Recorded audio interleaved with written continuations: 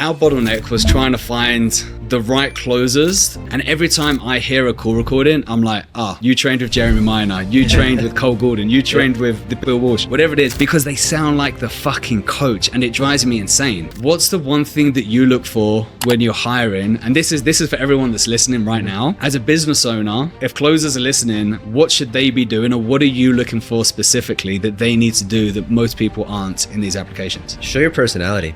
Hey, it's so easy. So on today's podcast, we're going to be talking about something that you need to understand. If you're a closer, setter, CSM, sales manager, or a business owner, this is called I fucked up biggest lessons, because you're never going to be successful if you don't fuck up.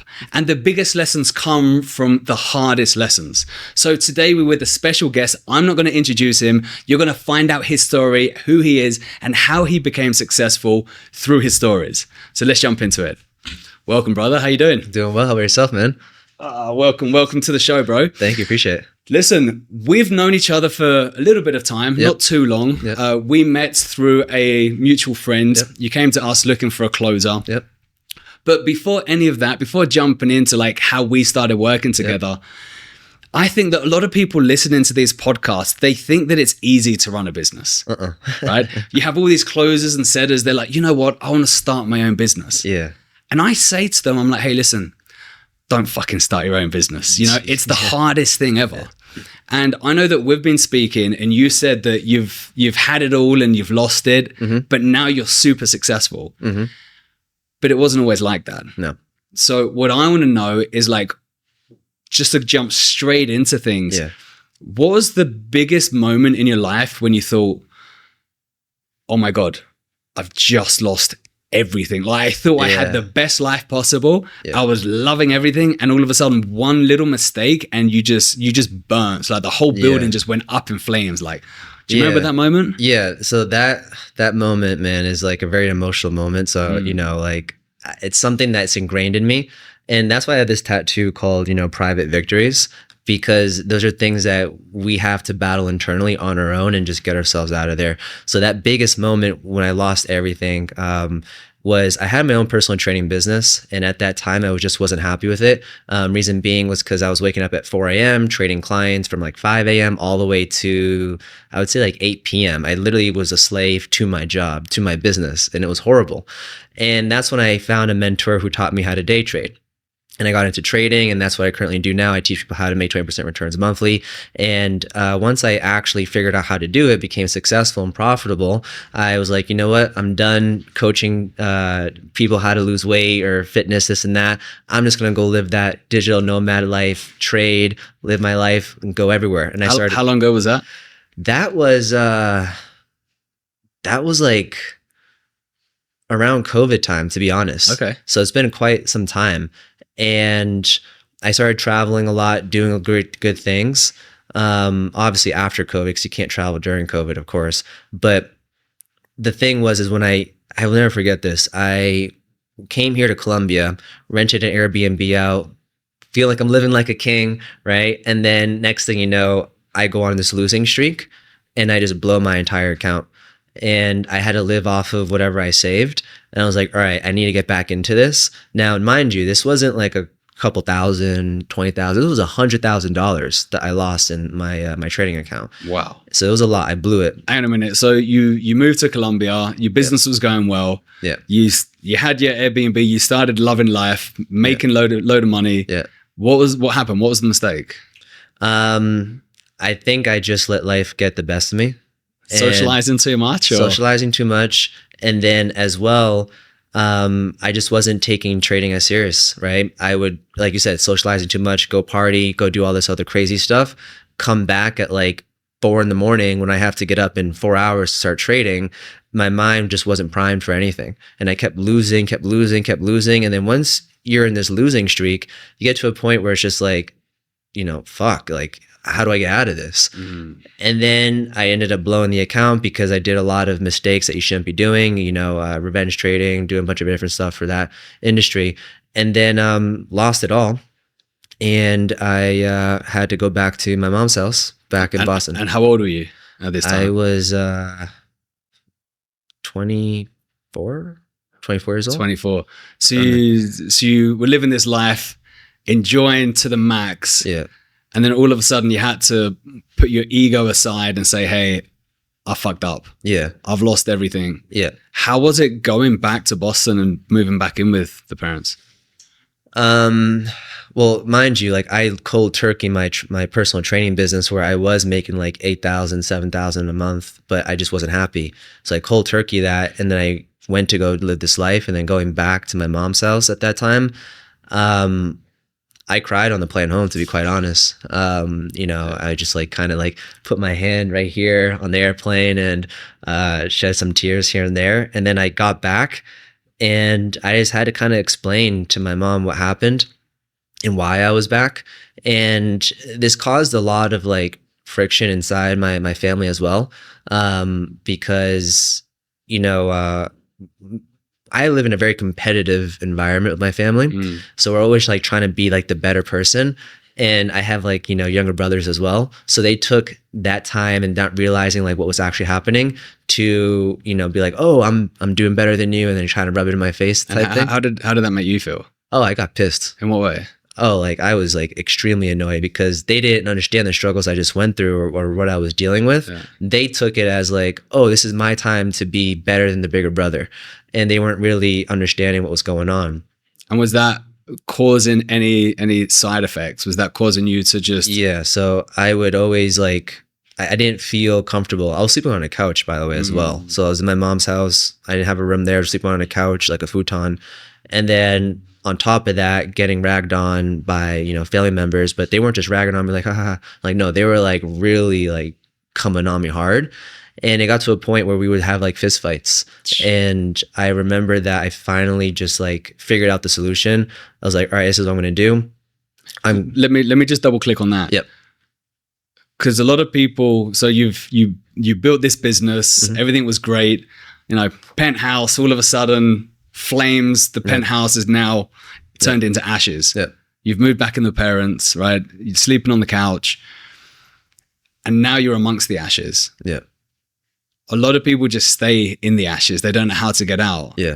So just want to double click on what you said is like, how did you find that moment, or what was the turning point where you managed to get out of that situation? Because that's the hardest thing. You've lost everything. And so now it's like, sink or swim. Yeah. So for me, I was raised to never back down, fight or flight mode.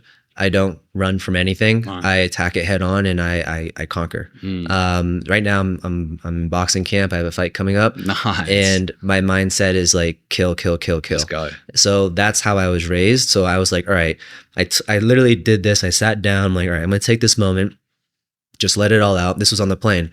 And on the way back. Yeah, on the way back. I was like, I'm just going to let it all out right now because I don't have Wi-Fi. I don't have anything. I'm just me, myself, my thoughts, and, just living this moment.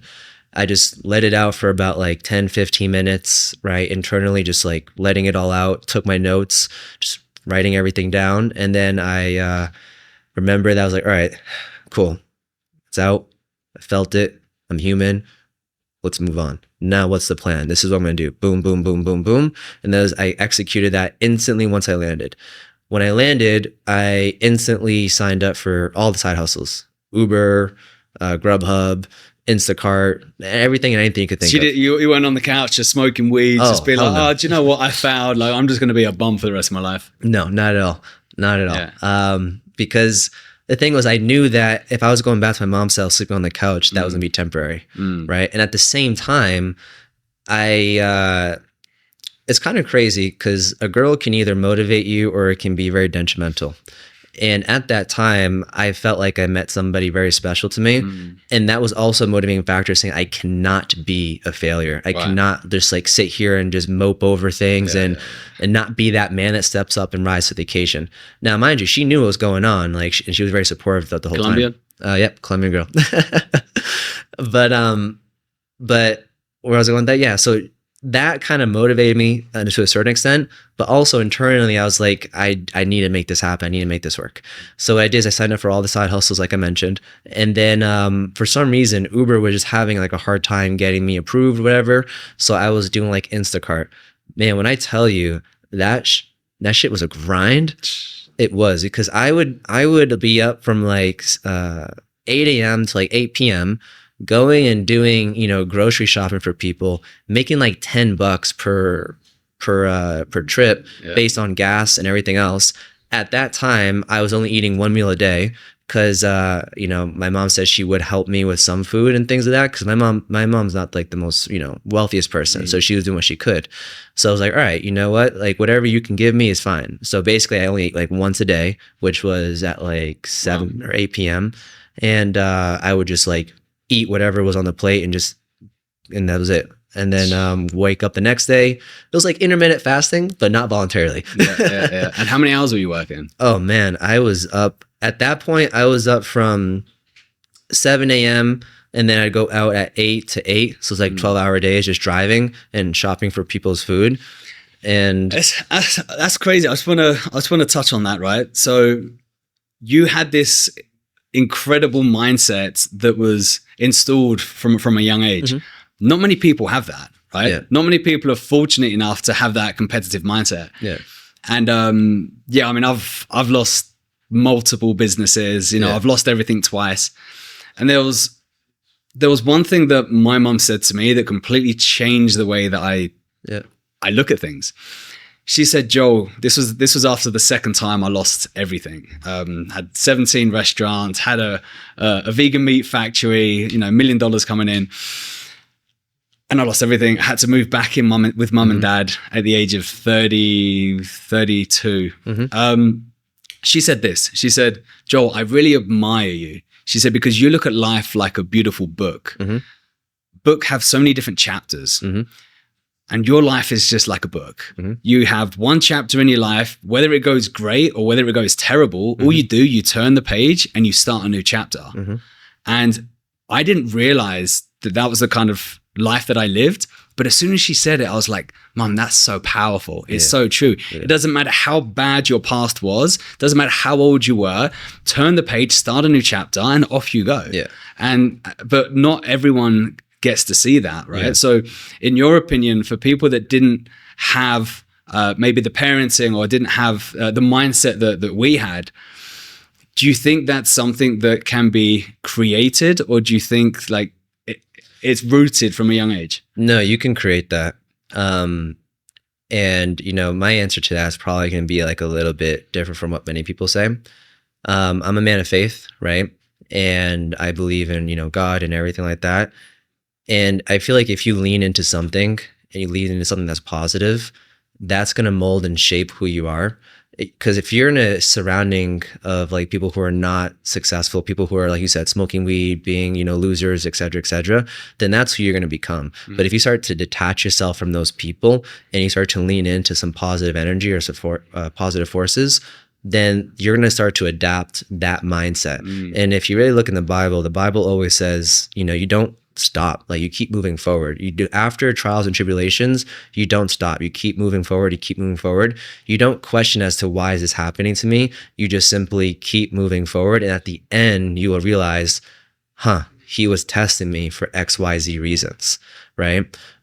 So anybody can develop a mindset. It's just, you really need to want it. Like you really need to want it. Because like you were saying in the beginning, building a business ain't easy. It's not for everyone. It's not. Like it's easier to go and, get a paycheck, work for somebody, that 9-to-5 lifestyle. Yeah. But for some people, they like that. Yeah. But for people like us, we don't resonate with that. Like we want something so much bigger than ourselves. Right. And then there's something that I always say as well. But before I started my business, I was like, I don't want to have a boss anymore. I want to be my own boss. I don't want to report to anyone. Yeah. But in reality, whether you're an employee or you have your own business, you're always reporting to someone, right? Yeah. Employee, you have a boss. You have your own business, you're reporting to your clients, right? Yep. So you're always reporting to someone. Yeah. But at least you don't have as many responsibilities as an employee, right? Yeah. It's mental. I make a joke saying like with all my friends or even, my girl, it's like, I'm going on a call. Call starting in 5 minutes. Don't annoy me. Is lunch ready? I'm going on a call in 30 minutes. I'm on a call. I'm on a conference call. And then they come in, knock on the door. I'm on a call. Like our lives are around, like you said, like our clients, our employees. But the thing is, it's like, it's going back to what I was just saying, right? It's, we do this because we realize that it's not about how much money we make at the end of our lives. It's about how many lives we impact on the way doing to what we need to do. And by doing that, you need to follow some type of positive energy, right? So back to, you know, full circle is, yes, somebody can really develop the mindset, but it's going to be hard. It's going to take a lot of grit, and it's going to take a lot of sacrifices to get to there. Like something, if I were, you know, in front of like a male audience and they were like in their 20s, I would say, don't think about women, don't think about girls. Focus on building that mindset, building that abundance, because there's a new person that will always arrive in your world, like every single day. And it's rather more fun when you're successful versus trying to be on the up and coming. Yeah. So that's what I would say to that. No, I like that. Yeah. So you going back, so you lost everything. You're working stupid amount of hours, doing horrible jobs, like horrible jobs, eating once a day, but nothing ever stopped you. Did you have a vision? Did you know where you wanted to go and what you wanted to do to be successful? Or did you just think, I'm just going to grind as much as possible and something will happen? So I actually had a plan. I'm always a man with a plan. I like Everything I do has a rhyme or reason to it. I just don't do things off of, oh, the wind's blowing this way today, let's go this way. Right. No. So you don't suffer with shiny object syndrome? No, I don't. Nice. I am really focused and driven. But the goal was all right, I need to make 10K again. Yeah. And then I need to figure out how to turn that 10K into more Ks. Okay. And then what I did was, after Instacart was like doing its BS, I finally got approved for Uber. And this is when, if you think I was working crazy hours then, just wait for this. Wow. So I had Uber down to a science. So I started just driving Uber normally, but then I picked up on patterns really quickly, because, you know, in trading, I just pick things up quickly. Like I see, all right, this happens a lot. And I picked up on a lot of patterns. So I picked up was that from 4 a.m. to like 8 a.m., I could make like $150 to $200. And then from 5 p.m. to 10 p.m., this is on Monday through Thursday, I would make like another 150 or 100. So I was banking $300 Monday through Thursday. And then from there, on Fridays, I would do the same thing, 4 a.m. But then I would go from 5 p.m. to 1 a.m. on Fridays. And on that day, I'd make 500. And then on a Saturday, I'd be out from 11 a.m. all the way to 1 a.m. No, 11 a.m. to 1 a.m. And I would bank like $400 that day. Wow. And then Sunday, I would be just from, it was like 10 a.m. to like 7 p.m. And I'd bank another like $300. So that was maths. Yeah. So I was literally making like $3,000 a week from just Uber. Oh, wow. And I wasn't touching any of that. I would just fill up with gas, again, eating my one meal a day. And I would just listen to a bunch of podcasts, different things. And I started thinking, okay, I have a background in sales. I know how to trade. So I just need enough capital to get back into trading. And then what's the quickest way to do that? Sales. So then I started applying to every single sales position you can think of. So then when I did that, I applied for 2 sales positions. One was a closer and one was a setter. And I will never forget this. I literally spent that whole month, 4 a.m. to 8 a.m. driving Uber, like the same schedule I told you. And then during the day, closing and setting. And at the end of that month, I opened up my bank account. I'm like half asleep. I'm like, oh, fuck, I gotta get up. And I checked my bank account and I saw $12,000 of deposit. And I was like, wait, what? I'm like, damn it, it worked. And I took that 12,000, put into trading, and then I got back up on my feet, and now we're here today. I love that, brother. I love that. The thing I wanted to touch there is, how did you know it was the right time to go and do your own thing again, right? Because you like 12 grand is okay money, but it's not great money. No.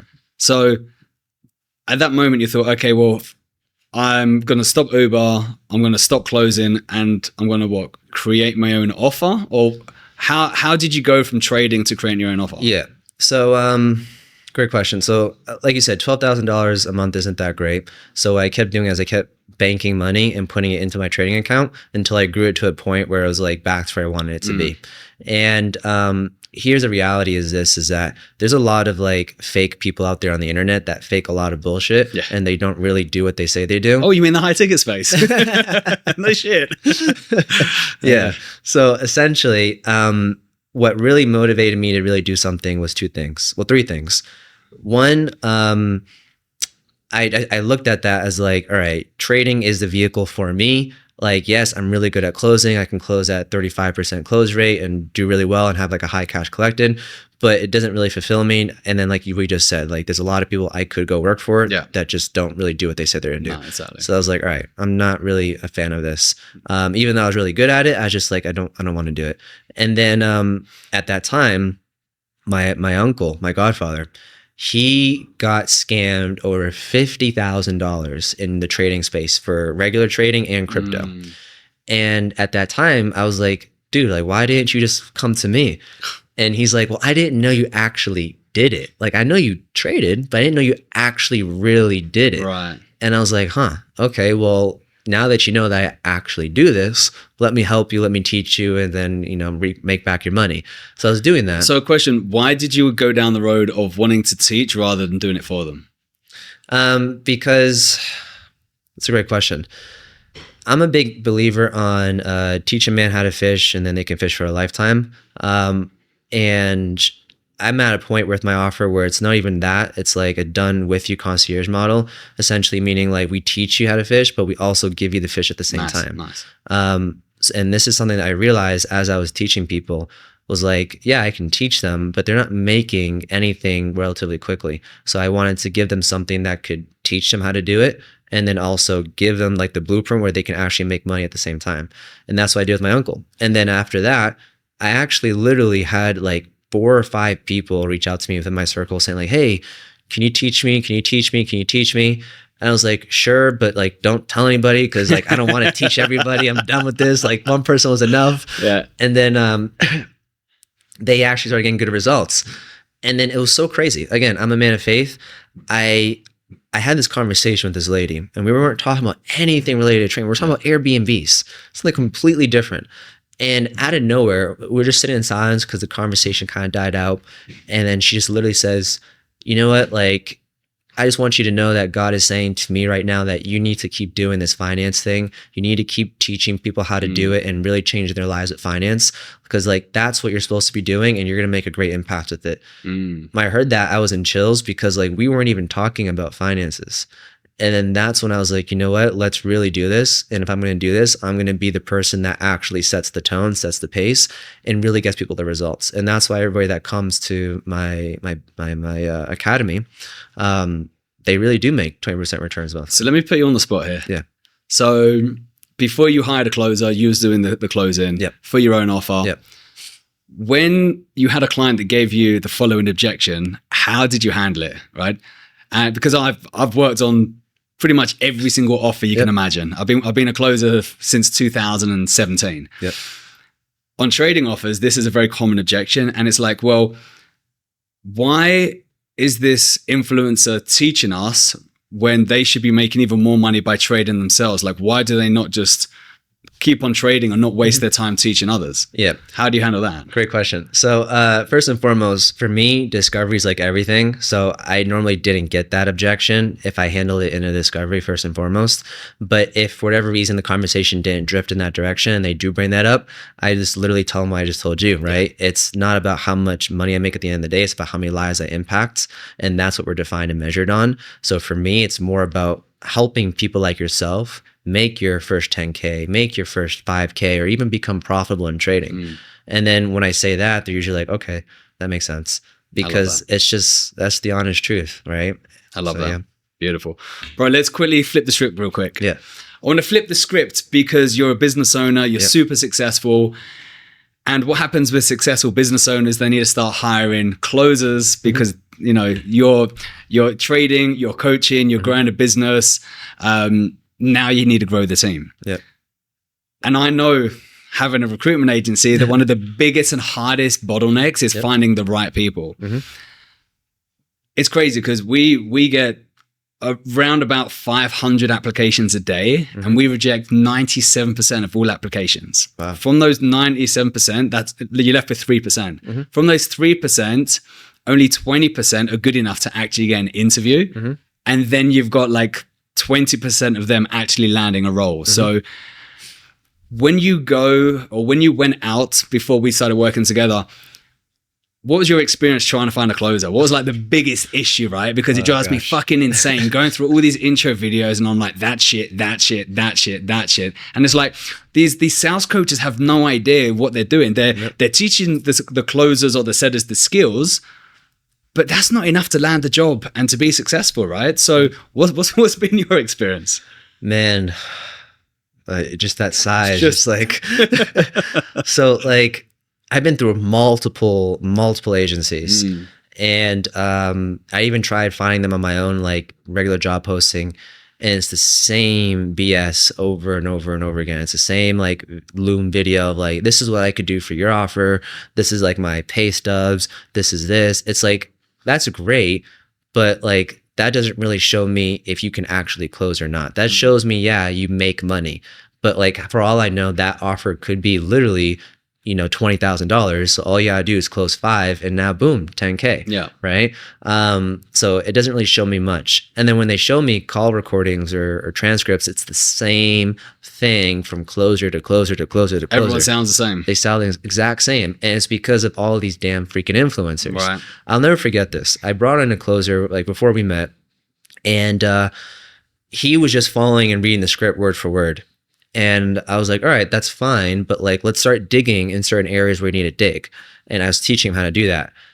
But then he would start objection handling and he'd be throwing out like these objection responses that had no context to it. It's just like, oh, it's in my script. I need to ask it. That, or he saw it from some Instagram video. Like, for example, the heavy wears the crown quote. I was like, bro, the hell are you saying? Matt Ryder's quote, yeah. I was just like, it had no context. You just dropped it with no context prior to it. And because it was like a spouse objection. Yeah. And I'm like, that quote could work, but you need like context before that, before you just drop it. Like what these Instagram influencer people do is they just drop a quick reel of it working. And that's it. They don't show you the pre-context of what goes in before all that. Right. And then that's why it doesn't work on closing calls. And then that's why you have like clients on the other end. It's like, oh, you're trying this psychology BS on me. Man, I can go on and on and on. They just don't know how to close. No, it's terrible. So, I mean, what we've done is our bottleneck was trying to find the right closers. Like, you can, you know, from the 3% that send in a good intro video, it's like, okay, but like, how are you as a closer? Let me hear a recording. And every time I hear a call recording, I'm like, you trained with Jeremy Minor, you trained with Cole Gordon, you trained with the Bill Walsh, whatever it is, because they sound like the fucking coach and it drives me insane. So what we've done, we've actually created a community where we're getting everyone to come in and being like, okay, now you know the script. What we want to teach you is how to be your true, authentic self. Because if someone's jumping onto a call, let's just say a client's jumping onto a call, they're booked in with you, they're not just speaking with you, they're speaking to like 5 other competitors. So if they're spoken to 4 people before they get to you and everyone sounds the same, no one's going to close a door. So how can you actually have a conversation, listen, right? Be curious. Even if you know the answer, just pretend you don't. And just, you know, the more curious, the more you probe, the more information you get out of them, right? And then it's about having a good conversation. Something that I always say is there's so many sales coaches out there that have different ways of selling their coaching program. Some are like, hey, you need to have a script. Some are like, hey, you need to have a framework. Others say, hey, you just need to know how to have a good conversation. It's all the fucking same thing, right? You need to have a script, to have a framework, to have a good conversation. But how can you turn that into your own words, right? So now that you have gone through a lot of, you know, terrible applications, what's the one thing that you look for when you're hiring? And this is for everyone that's listening right now. As a business owner, if closers are listening, what should they be doing, or what are you looking for specifically that they need to do that most people aren't in these applications? Show your personality. Hey, it's so easy. Because like, don't sound like a robot. Exactly. Because if you make this presentation and I know you're just reading the slides and you're just like doing something that's pre-recorded, and I know you're sending this to every single other person. Exactly. Like, show your personality. Like, I would literally just do this in a Loom video. I'm like, hey, my name's Nestor. You know, I've been closing for 10 years. And I actually, if you see me looking to the side here, I have your questions you want me to answer. So I'm just going to answer these questions in this Loom video. So let's dive into it. And then just literally answer it. Yeah, it takes a little bit of time to make a Loom video for each offer, but that's 10 times better. And it shows that the hiring manager or the owner, like, yes, this person can come in and close my avatar the way that they're speaking to me on this Loom video. If I had that, I will probably have found the right person right now. And I'd probably be doing like way better than what we're doing right now. But it's just like, I have to take a chance on these people, because it's like, all right, if I don't go with this person, then I have to go through these interviews. But then at that time, marketing's running. I need someone to come in and take these calls, because I got to go do fulfillment. I got to do content. I got to do live trade. I got to do all this other stuff. So like, I need someone to come in. So let me take a chance on this person. Let me take a chance on this person. And those chances cost thousands of dollars. And that's what closers don't realize. Closers are like, oh, I'm going to jump onto an offer and use the leads just to get good. It's like, what are you doing? And then they complain when the calendar is not full. And they're like, wait, my calendar's not full. I need to get momentum. I need to get reps in. Dude, I can hop on a closing call tomorrow on a brand new offer and close like within the first day. Facts. Because it's like, I know what it takes to close. Exactly. Closing is not, I mean, it is hard, but it's not hard once you fully understand.